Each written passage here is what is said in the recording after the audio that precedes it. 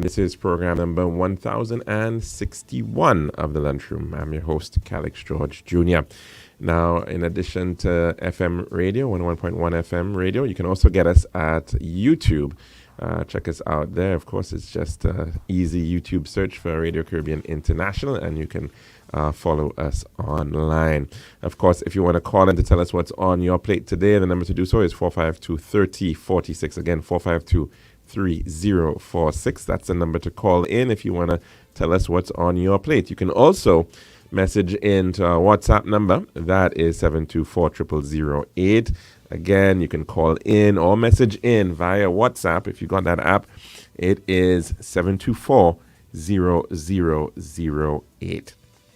Now, some birthday wishes for today going out to Mrs. Lisa Williams. Happy birthday to you, Lisa, and we do hope that you're having a splendid birthday celebration. I know it's a Monday, but birthdays are always very important, and so we do hope that you enjoy it to the fullest. And also sending birthday greetings to Mr. Parker Ragnanan. Happy birthday to you, sir. And we do hope that you're having a splendid birthday celebration. Hope you're not working too hard and you're getting some very enjoyable birthday wishes. And as well, you would have been celebrating your birthday. Well, for all those who are celebrating their birthdays today, you're celebrating it with the Fresh Prince, Will Smith. He turns 55 today. Catherine Zeta-Jones, she turns 54. And another actor, Michael Douglas, is 79 today. It would also have been the 71st birthday of Superman, Christopher Reeves, if he was still around. He died back in 2004. And, of course, we will take in our history of the day in just a bit. And some pretty interesting things happen on this day, on the 25th of September 1066. The Battle of Stamford Bridge, an English army under King Harold II defeated the invading Norwegians led by Harald Hardrada and Harold's brother Tostig, who were both killed. And of course, not too long after that, Harold, the last Saxon king of England, would have to march down from the north right down to the south to Hastings, to that another battle, very famous battle on October the 14th, 1066, where he was then defeated, arrow in the eye, by the invading William, Duke of Normandy. On this day in 1513, the Spanish explorer Vasco Núñez de Balboa crosses the Panama Isthmus, becoming the first European to see the Pacific Ocean. In 1789, on this day, the United States Congress proposed a Bill of Rights. 1926, on this day, Henry Ford announced an 8-hour, 5-day work week for workers at the Ford Motor Company. That was a big deal back in 1926. And in 1981, on this day, some more U.S. history there. Sandra Day O'Connor was sworn in as the first female United States Supreme Court Justice. We now head to our dish of the day.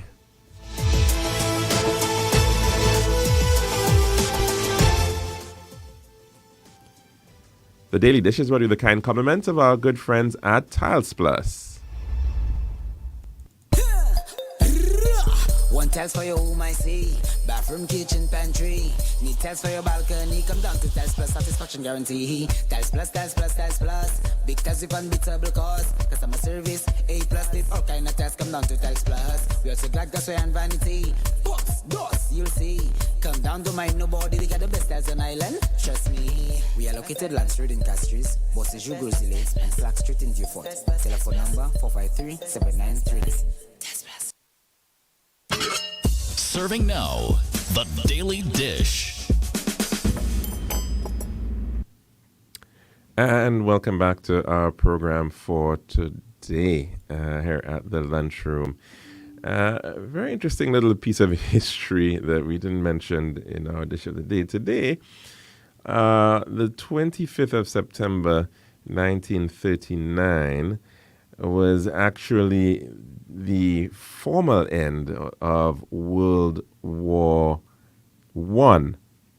Now, you would recall that World War One was between 1914 up until 1917 or thereabouts, and it effectively came to an end long before, of course, you had Armistice Day and the Germans surrendered, and of course there was the creation of the League of Nations. And interestingly enough, the reason why it was only then declared the end in 1939 is because effectively Germany finally signed the Versailles Peace Treaty, which it had signed with every other country at that point in time.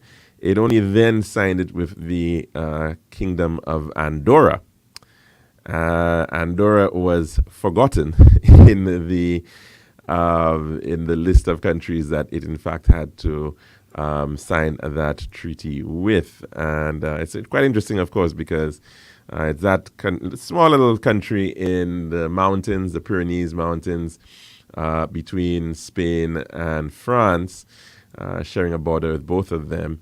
And quite often, as with a lot of these small micro-states, I suppose for some reason it was never signed and they were completely forgotten. And so even as much as at this time in 1939, the Germans were in fact just going ahead and in beginning their invasion and attacks on countries in Eastern Europe, they were in fact just signing the end of World War One, ironically enough.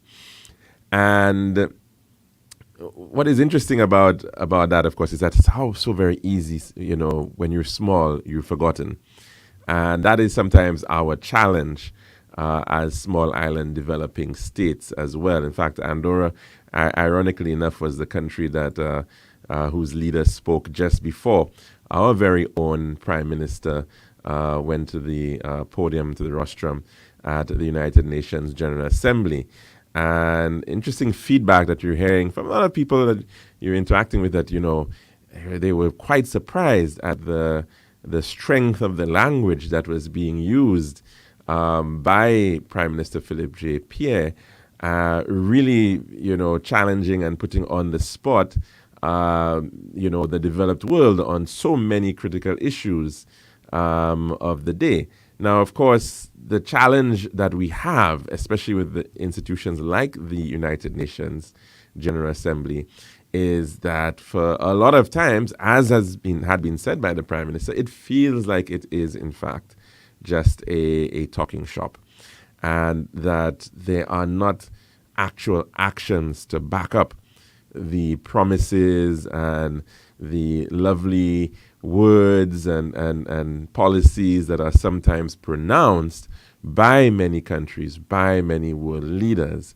And that puts us in a very, very difficult bind.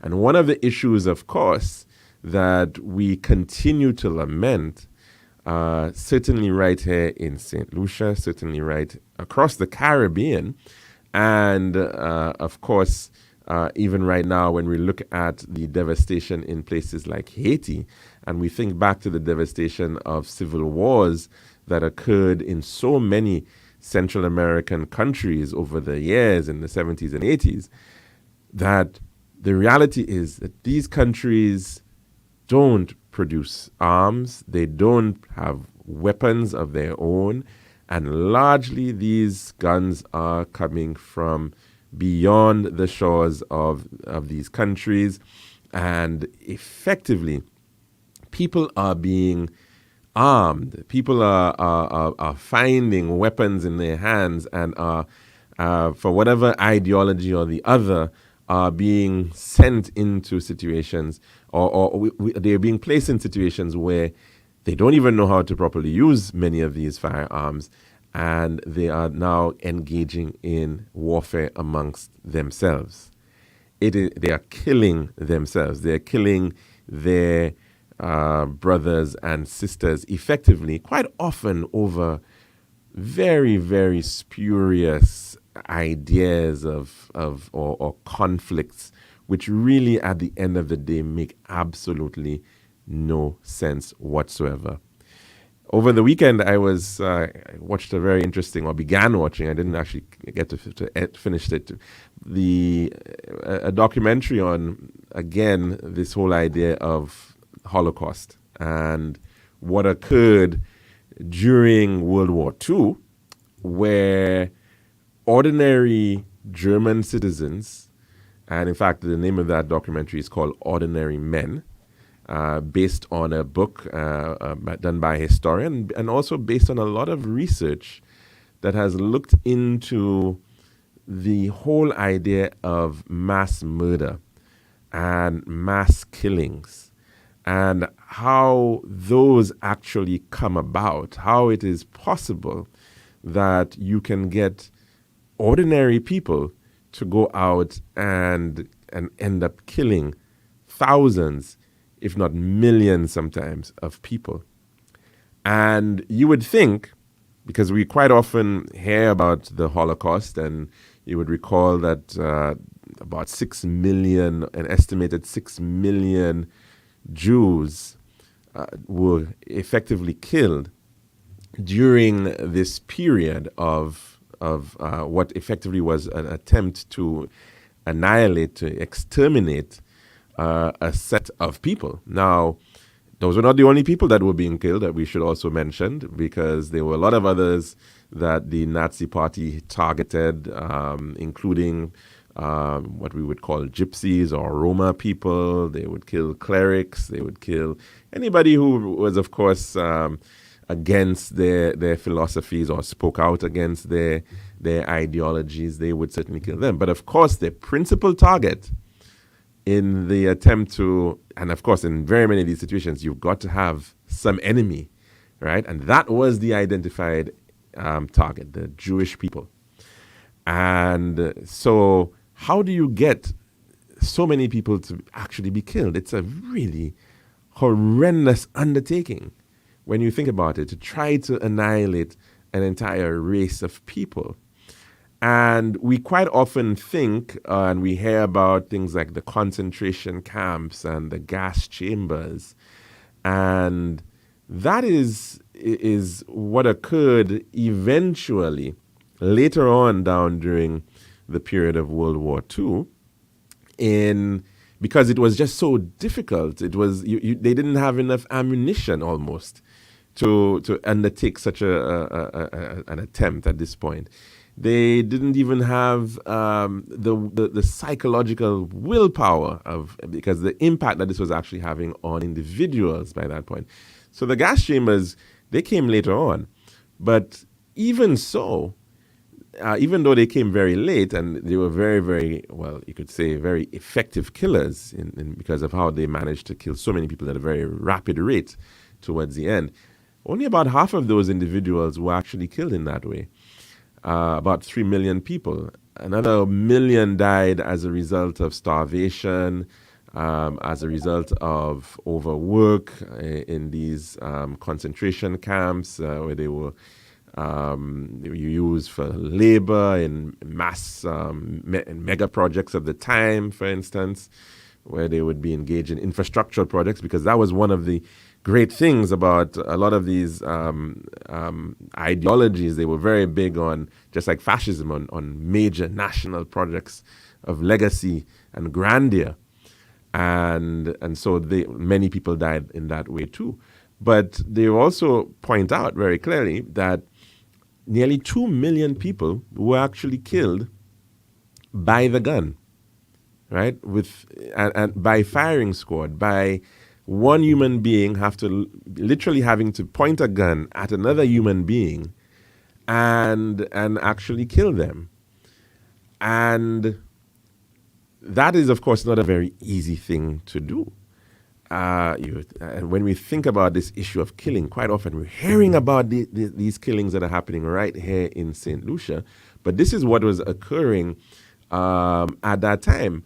And you would think these were not being done by soldiers, because even by that point during the war in the 1941 or thereabouts, you were seeing soldiers were on the front line. The soldiers were out there trying to kill other soldiers in the Eastern Front. They were out fighting the Soviets and the Russians effectively, and they were of course having to hold territory, and so that's what a lot of the soldiers were engaged in. But a lot of the killing that was actually being done, they were being done by people who were not really very well trained. They were being done by relatively ordinary individuals who were being raised through what they called reserve police. Quickly, put together a band of people to go out, and those were their requirements. And what the studies are showing as well is that these individuals were in fact not forced to do what they were doing. There was, of course, a very strong level of coercion. There was, of course, a very strong level of reprimand and psychological abuse if they did not do what they were asked to do. But in many instances, they were given the opportunity to opt out from having to engage in these slaughters. And some did, small section did, and others, even during the period when those things were going on, some of them ended up having to also bow out, or because they claimed that they were not feeling well, or they were going through whatever at the time, and so they used that. But there were also some who, of course, also got to the point where they became so desensitized by the killing that they actually began enjoying it, and they would actually brag about it.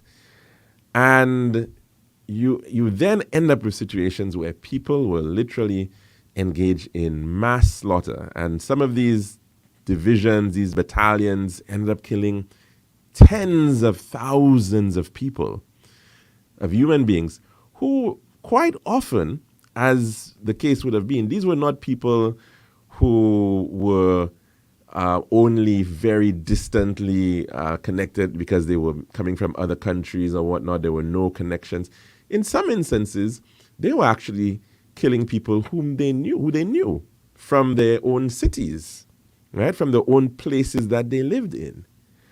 And it is a very interesting state of play, because I think there is certainly, and there has to be, a certain level of psychological analysis to understand what is going on right now when we are dealing with our very own issues of slaughter, of people killing other people, and doing so quite often individuals whom they know, individuals who sometimes they may have even gone to school with or have some connections with.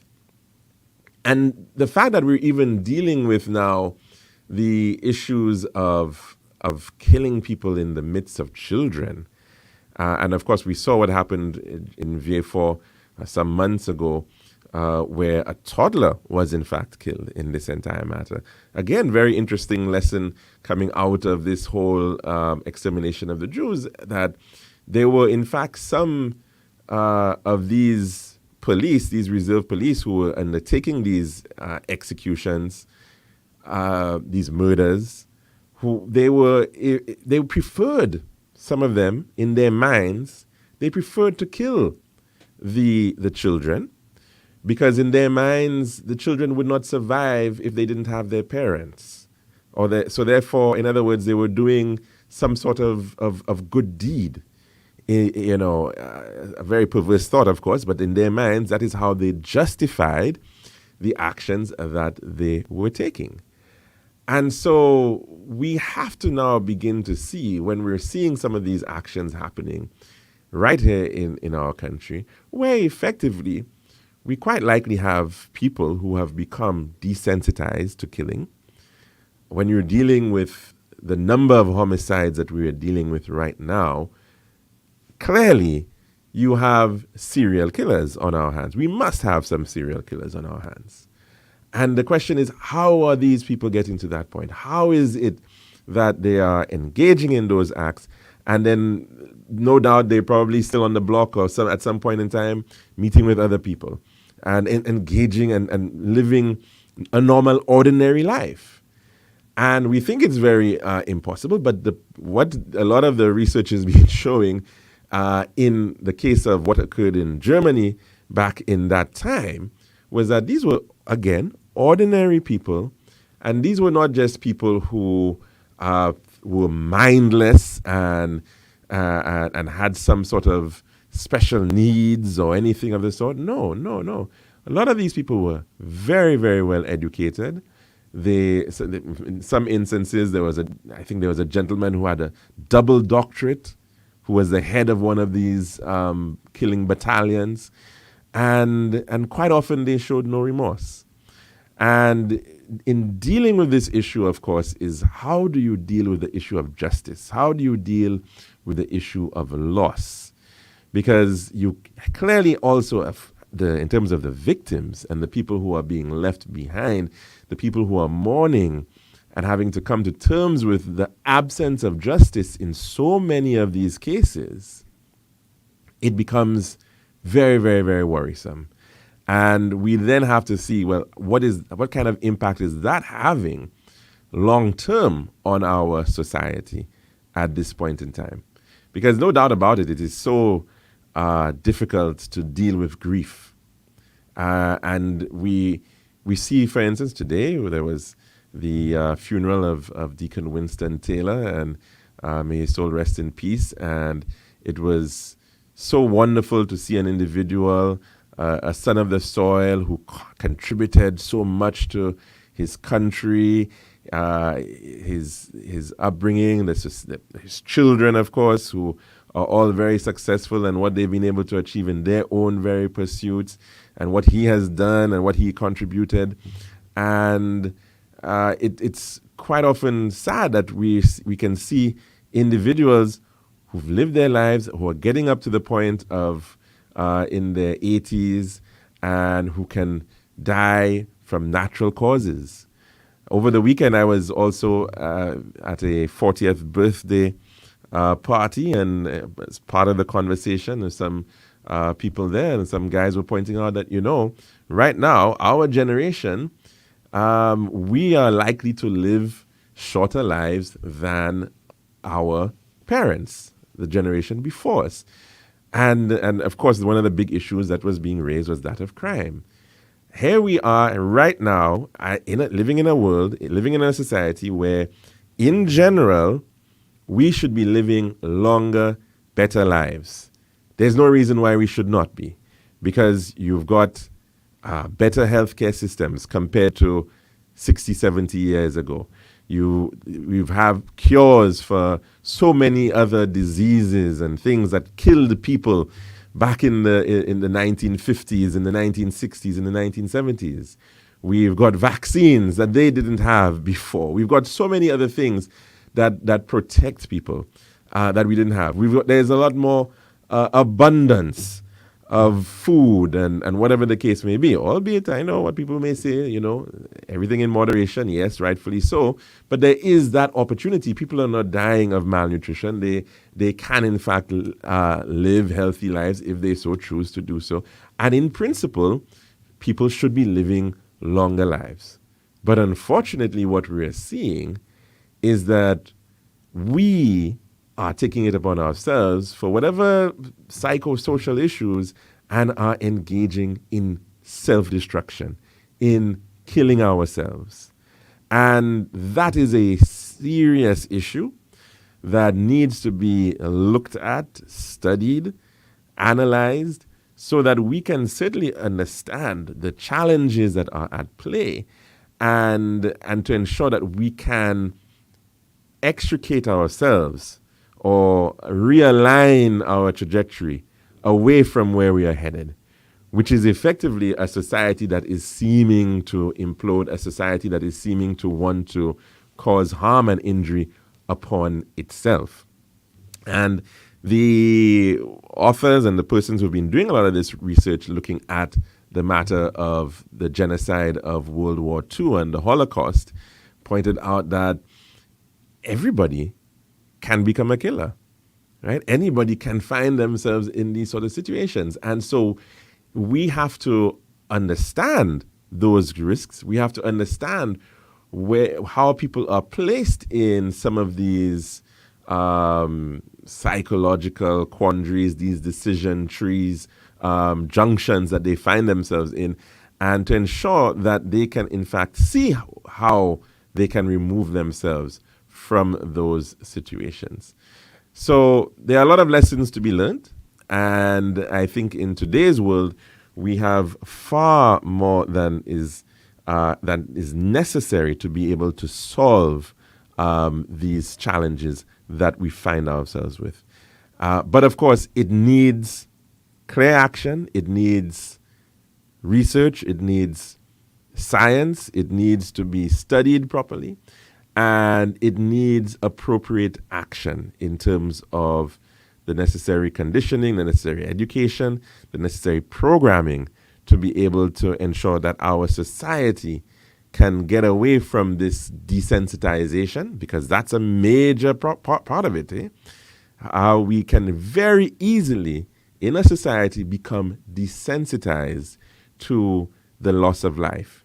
And we sometimes find ways to even justify further killing. And so and of course, this is something that has been pointed out even with the situation that occurred back in Germany. Thousands and thousands and hundreds of thousands of people, of ordinary people, were engaged in killing. And the vast majority of them were actually never brought to justice. That, of course, is a major issue. And when we speak about society and the sense of justice and how we address this problem, because this is part of the challenge of this whole issue of reprisal and retribution that we are dealing with right now as well.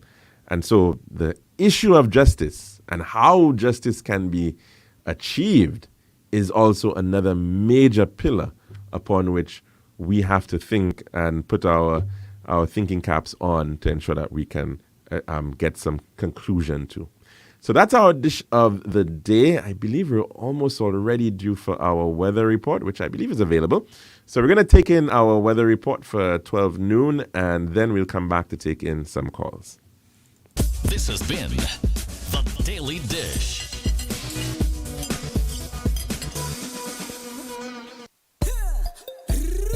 One tiles for your home, I see. Bathroom, kitchen, pantry. Need tiles for your balcony. Come down to Tiles Plus, satisfaction guarantee. Tiles Plus, Tiles Plus, Tiles Plus. Big tiles with unbeatable cost. Customer service, A+.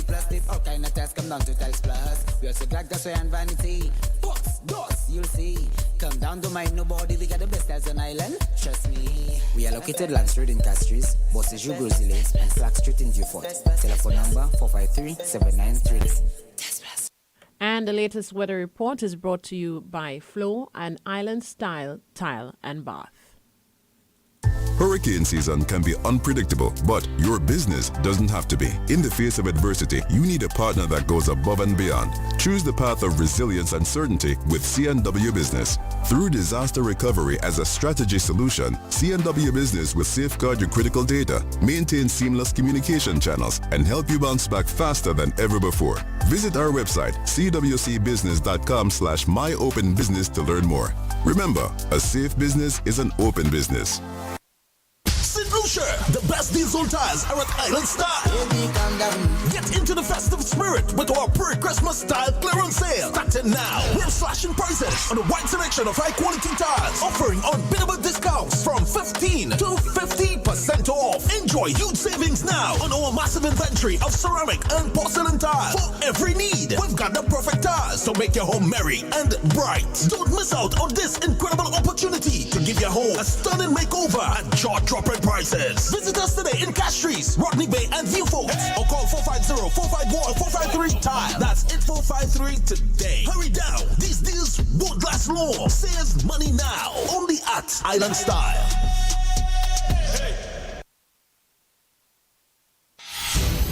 This is Radio Caribbean International. It's now time for the weather news.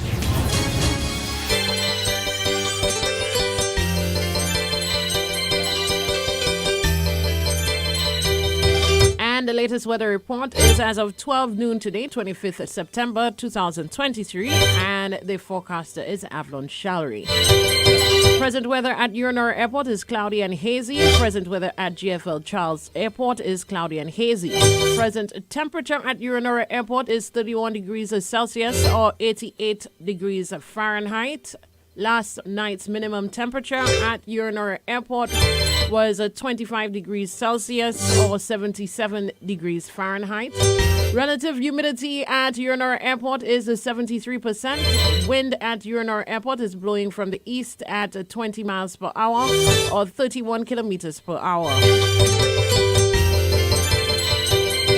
Rainfall in the 24-hour period that ended at 8 a.m. today at Urinor Airport, 7.7 millimeters. At GFL Charles, 11.4 millimeters.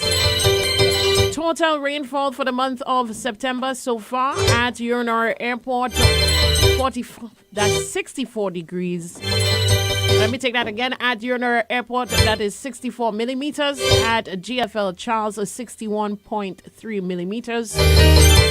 Sunset today, 5:58 p.m. Sunrise tomorrow, 5:53 a.m. Forecast for St. Lucia valid for the next 24 hours. Winds will be blowing from between the east and south. That's east and east-northeast. Near 14 miles per hour or 22 kilometers per hour. Weather generally fair and hazy skies, becoming cloudy at times with a few scattered showers. Marine forecast for seas in a 25-mile or 40-kilometer radius from St. Lucia. Tides for Castries Harbor. High at 1:23 p.m. Low at 5:42 p.m. Tides at Viewfort Bay. High at 2:30 p.m. Low at 7:09 p.m. Seas slight to moderate with waves. That's seas slight to moderate with waves 3 to 6 feet or 0.9 to 1.8 meters. Forecast for the Lesser Antilles, fair skies becoming cloudy at times with a few scattered showers over the Leeward and northern Windward Islands. Further south, cloudy to overcast with scattered showers and thunderstorms. And a tropical weather outlook, light to moderate winds will continue across the Lesser Antilles during the forecast period. The intertropical convergence zone is expected to cause cloudy periods of scattered showers and possibly isolated thunderstorms over the southern portion of the region during the forecast period. At 11 a.m. today, the center of tropical storm Felipe was located near latitude 17.3 degrees north, longitude 45.5 degrees west. Felipe is moving toward the west near 13 miles per hour or 20 kilometers per hour. A turn to the west-northwest is expected by tonight, and northwestward motion is forecasted to occur in a couple of days. Maximum sustained winds remain near 50 miles per hour or 85 kilometers per hour with higher gusts. Little change in strength is forecasted during the next few days. Felipe is expected to remain over the open water and poses no direct threat to our region. A tropical wave located over the eastern tropical Atlantic is moving westward near 12 miles per hour or 19 kilometers per hour. This wave has a high chance of tropical cyclone formation.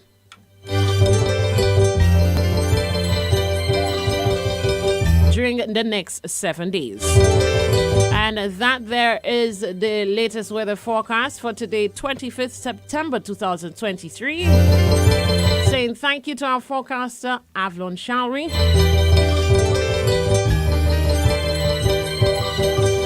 And the latest weather forecast is brought to you by Flo and Island Style Tile and Bath. This has been RCI's Weather News. For more information, call the Weather Hotline at 454-3452. RCI 101 #1.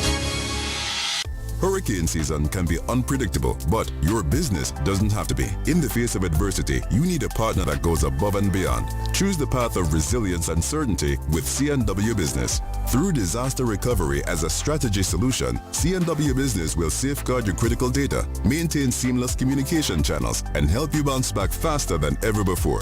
Visit our website, cwcbusiness.com/myopenbusiness to learn more. Remember, a safe business is an open business. St. Lucia, the best diesel tires are at Island Style. Get into the festive spirit with our pre-Christmas style clearance sale. Starting now. We're slashing prices on a wide selection of high-quality tires, offering unbeatable discounts from 15 to 50% off. Enjoy huge savings now on our massive inventory of ceramic and porcelain tires for every need. We've got the perfect tires to make your home merry and bright. Don't miss out on this incredible opportunity to give your home a stunning makeover at jaw-dropping prices. Visit us today in Castries, Rodney Bay, and Viewfolks, or call 450-451-453 Tire. That's 8453 today. Hurry down. These deals won't last long. Save money now. Only at Island Style.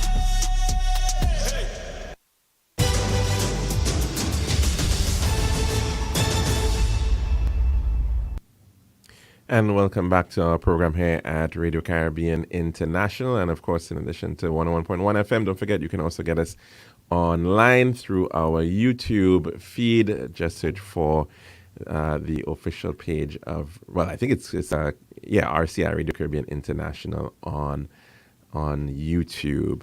Now, of course, if you want to call in to tell us what's on your plate today, the number to do so is 452-3046. Again, 452-3046. And just to share that story, of course, regarding homicide number 65, I'm just going to share the St. Lucia Times matter on it. And it is, in fact, entitled "Father Shot Dead in Vieux While Shielding His Toddler." And we'll take in a call first before we go to that story. Good afternoon and welcome to the lunchroom. What's on your plate today? Good afternoon, Mr. George. How are you doing, caller? Not too bad. I listened to what you were saying there, and yesterday I looked on a program exactly what you were saying about how that thing started in Germany. That's in South Africa. And the next probably thing we'll have is in South Africa. They show you the South African that born in South Africa. They run in all those that come unlegal. From other African countries. Pardon me? Immigrants from other African countries. Other African countries. Yeah. Because Mozambique and all those countries, plenty of them went there to work in the mine. Mm-hmm. Plenty. Some open shop, some they have the children, and now they're going after African self. They're from South Africa, going after them to run them out of South Africa. And that hurt me so much because I know in the 60s, I used my hour and run in the Strand and Trafalgar Square outside South Africa House and Trent, and everybody takes half an hour and they're making noise non-stop that the South African there couldn't do no work. It's noise and noise and noise all the time. People go for 15 minutes, 20 minutes to see freedom in South Africa. And today you see what they're doing? They're running the immigrant. If they have a shop, they make them close their shop. They go down and close. And it starts from a little group, but it's big now. What I was watching yesterday was they holding the meeting to go in election against the ANC. Who's holding a meeting against in elections? Yeah. Those little group already forming big group. Oh, okay. The same individuals who are engaged in this. That engaged in that. Okay. No, they're not engaged, and they're already dressed in army uniform. Yeah, and they because they go all over the country with that idea. Yeah. And now they're already dressing in army uniform. They had a big meeting. People come out from all over South Africa to attend that meeting for them to put their head and for election against the in all countries, you have that potentially to have what you could call nationalist parties or parties that are sort of extreme right, and they believe that they only, everybody needs to be excluded except for the people from that country, and it's a very dangerous thing. I see that. I mean, you're seeing it, of course, in... It is nothing to what will go in South Africa. That is very, very, very dangerous. And it's effectively you to try to people and look at what they're doing now. Yeah, it's discrimination politics, and it's always dangerous to base your politics on discrimination, right? On either it might be on the basis of race discrimination, or ethnic discrimination, or xenophobia based on where you're from, and the list goes on. And so that is not something that is very helpful. That was just about. Sometimes that is jealousy, because the income, they work hard, build their own houses, they buy their own houses, they open shop, and then they will say, look, he come as an immigrant, and he have shop, and I don't have shop. Yeah, I mean, and you see quite often, immigrants tend to get blamed for a lot of things, right? So people will see, okay, you've got immigrants coming from wherever the case may be into a country. Immigrants tend normally to work closer together because they're a smaller community. They network better, right? Because they've got a common interest usually. And they tend to be very successful in that regard. And that just goes, generally speaking, that's what you'll see in a lot of places worldwide. And is necessity, because most West Indians went to England and they buy their own home. You know why they had to buy their own home? Because the people, they had houses and they won't rent. They said, right. No black, no children, no dogs, no Irish. So you work, you save, you join Susu or something called Susu, or you say partner, and when they get save that little money, they'll buy a house. And you end up with most West Indians in England buy their own. But people saying, look, they all have one, this like that, and it become like a jealousy where it was necessity that you buy your own home.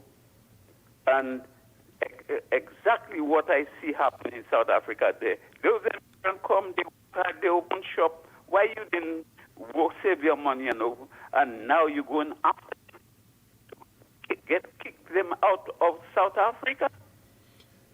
Well, and quite often the expectation is that the state, it's our state, so therefore the state has to do for us, you see. So there is that general sense of entitlement that because of if you have citizenship, of course, that your country needs to do for yourself. And in fairness, all countries do that, right?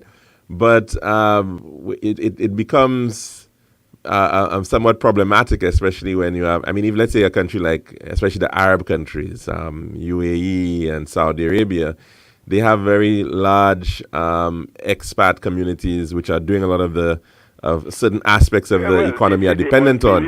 So they carry a lot so of they people can, to do the work. So they can, right, yeah. But even in some of these countries, they're now facing challenges to be able to provide the kind of support and subsidies that sometimes people have grown accustomed to. So it is very careful. Countries in these sort of situations, they need to be careful, because then the migrant population gets blamed. And this is something that we've seen time and time again. It was one of the major reasons with Brexit, why we saw Brexit occur. Right? People thought that immigrants were coming in and they were not just staying in the southeast. They were heading into all parts of the United Kingdom now. And there was a sort of a pushback against that. And so those extreme right ideas got root within those kind of sentiments. So it's something that happens. Look at even in Barbados, we saw it with at one point in time the attitude towards Guyanese immigrants to Barbados. So it is something that, however small you are, regardless of the races or ethnicities in question, those things can happen, and it can be a very dangerous situation. Yeah, and I don't like it, and I know if Africa. Yeah, indeed. Going with what they're heading for, because they are in the thousands now. They start like in every way they spread it, but now they are in the thousands, and they decide to go in politics against the ruling party. They're right. Mm-hmm. So that will be a big thing. Indeed. And that, when they start, it was done. Well, You see how Haiti end up? Yep, exactly that. Thanks very, very much for that contribution, caller. Okay, then. And have a great one. Take care. And, of course, the number to call in is 452-3046. Again, 452-3046. Just very quickly to share that story regarding homicide number 65. It reads as follows. A toddler was unhurt after a shooter opened fire on a vehicle in VA4 Sunday night, killing a 23-year-old man. A family member identified the deceased as Ryan Henry.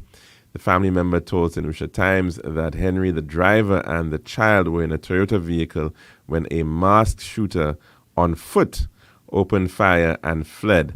The child was in the front passenger seat with Henry. According to the family member, Henry sought to shield his child and shoved the little girl away to the driver's side as 2 gunshots rang out after 8 p.m. at Bruceville. He was hit and later succumbed. Let's head to the phone lines again. Good afternoon and welcome to the lunchroom. What's on your plate today? Hi, good afternoon. Hi, first of all, where's Mr. Augustine? Jessica Augustine. I haven't heard him call. Oh, yes, I have not heard him for a little while, and maybe I need to give him a call to make sure that he is well. Not too sure. Okay, I guess I haven't heard him on the 2 places where I usually hear him. Okay. First of all, I heard you said there was murder 65. That is my understanding, yes. Yeah, that was in Bruceville, VA4. Okay, I guess I didn't. Usually on weekends I kind of news out.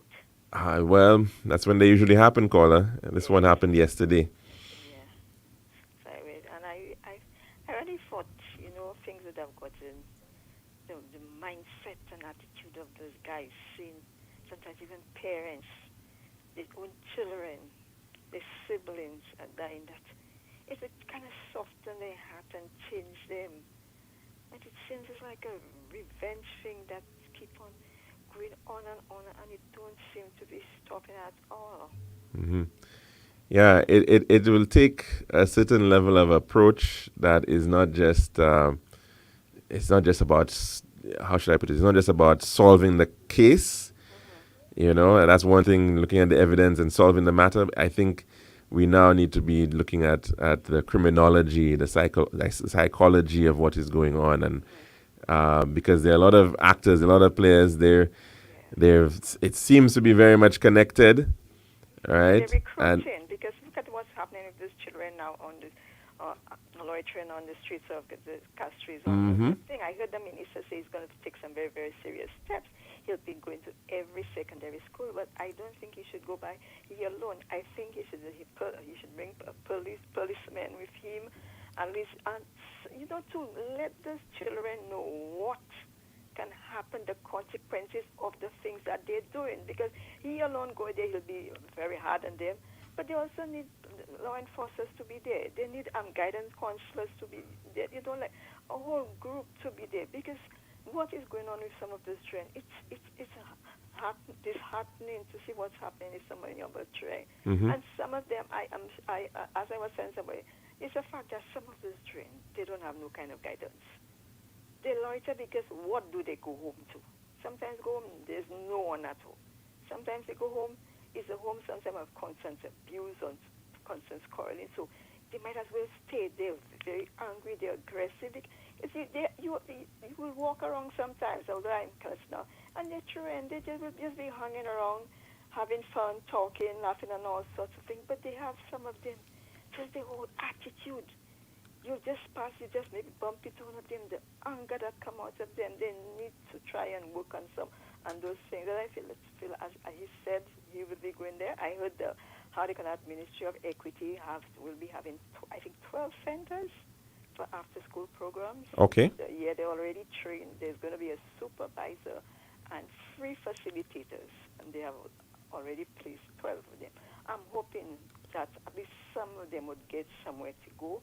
And I think they said they'll be training them in all sorts of things. Just apart from after-school program, just a holistic program for them. So I'm hoping that might be some intervention into helping some of them instead of loitering. They have a place to go where they can be guided, because it's just. And I also hope that we can figure out how to ensure that these things are not just fleeting and temporary, because that's part of the challenge that we have. They always have the after-school program, Well, sometimes I know that they're tied with. They're tied with, right, exactly. So maybe some kind of grant funding. I think, for instance, the United States USAID is providing some funding right now to do some of these interventions, and that's good. But then, if it's going to last just for 2 years, then it's not going to be sufficient. Our own corporate citizens right down here, don't they complain sometimes it's run outside the stores. If sometimes even prevent them from having customers, why not assist in helping with programs to keep those children off the street? And there's so many things that we, Caller, I'm hearing about, again, as you're talking about the issue of recruiting, right? Because that's a major problem that we find right now of the schools. Yes, these people are getting younger, these young boys especially, to get involved in all sorts of things. And they're bringing them to Martinique. You understand? They're bringing them on the sea. They're showing them a certain, right.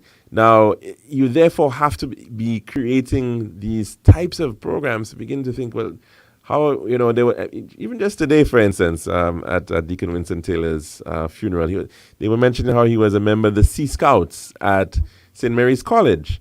Yeah. Now, especially young boys, they would love to be out on the water and learning about all sorts of different things related to sailing and in the maritime and everything of the sort. And it could be fun, it could be engaging. And we now have to see, well, how can we achieve that? How can we work with partners in tourism, in the yachting industry? How can we work with our fishers? How can we create these programs that can actually encourage and entice our youngsters to be really keen on getting out there, and to let them know that, look, there's so much out there in the world that they can be engaged in. And this group, they're in green. It's part of the police force is really responsible for, how do you call them again?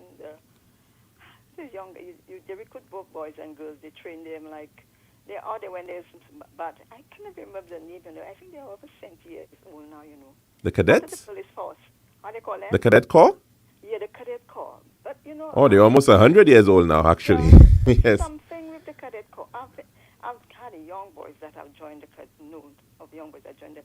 But sometimes the leaders, especially the very older leaders, the treatment of these boys sometimes does have them to drop out of the cadet corps. And I think they need to. I remember one young boy saying, one of the guys saying, you have to raise my foot to your stomach. These are some of the things. If you want to pull those young boys there, sometimes you want them to be strong. Mm-hmm. You want them to be, you want them to be very robust. But some of the attitude of some of those leaders just prevent wanting to join this organization. This is an organization that should be taking a lot, instead of those drug dealers and everything, recruiting. These are the organizations that should be recruiting a lot of our young boys and girls from the schools. But then sometimes you will hear this, they tell you that just the whole attitude of how they are treated can make them want to just leave it. Yeah, and we know that these things have been floundering for a long time now, because look at the Scouts, for instance. That was another group that we've seen has sort of, dwindled away, and I mean, even right now, for instance, remember there was a scouts building, and it ended up becoming part of the police building. So how we have these institutions, I think we have to think about some of these things and begin placing an emphasis on children and ensuring that there is an ecosystem of support for these children. And it's vital at this point in time. It cannot just be about buying a tablet and letting them watch Bluey or whatever else. Our sporting facilities after school. You have the lawn tennis court in George V Park there. Is it open every day after school so that you can have somebody? There's a basketball court there also. Is it open for children to go there? You have the multi-purpose court there. Is it open? You have the SAB, the boxing gym. Well, it's one thing for it to be open, but are there programs? Yeah, that's what I'm saying. Yeah. Open with programs. Do you because have people out there? Because sometimes the court can be a bad place too if they're not guided and they don't have good company and role models.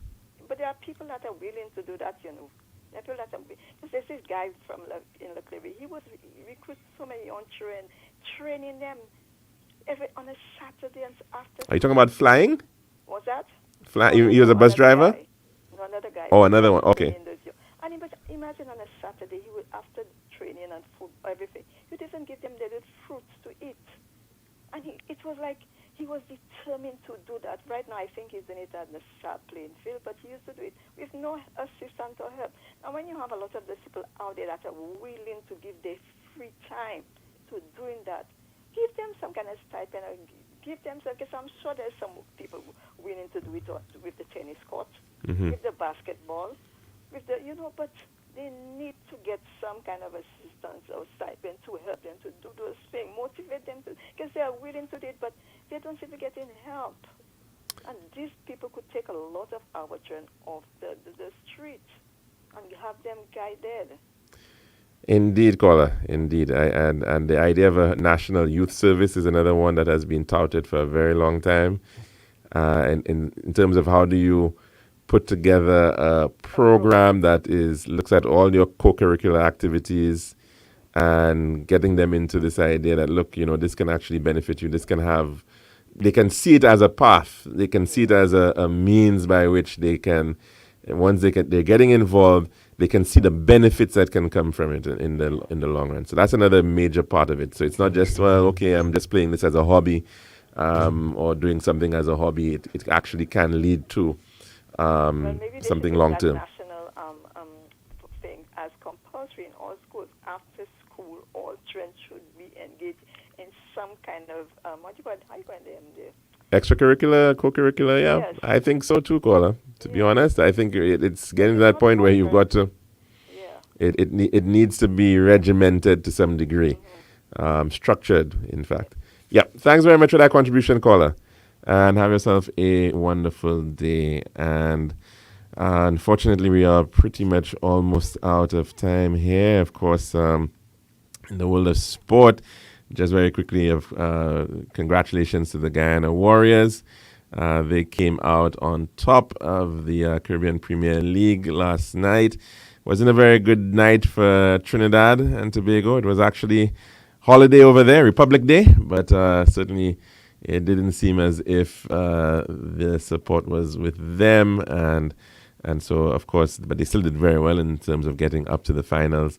Let's hope that next year, maybe the St. Lucia Kings can finally make its way into winning that cup and bring it home here to St. Lucia.